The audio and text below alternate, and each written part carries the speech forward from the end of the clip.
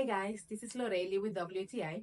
Do you like coloring but not necessarily want to think about what colors you want to use?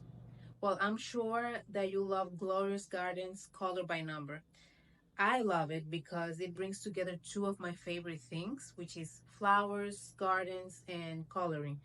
I'm not a very creative person, so especially when I'm stressed, I don't even want to think. All I want is just to relax.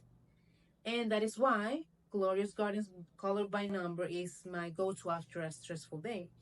It has tons of pages for you to color. In the first page, you'll find, as you can see, each number with the corresponding color. In another video, maybe I can show you the colors that I use that come with the name, but you'll probably find a suggestion in the listing. Anyway, another feature I appreciate a lot is that you can see the pages with color on them. It helps me see how it's supposed to look like in case I get confused.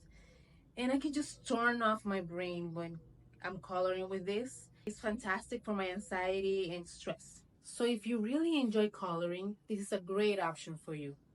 That is why I really recommend it, and that is my point of view.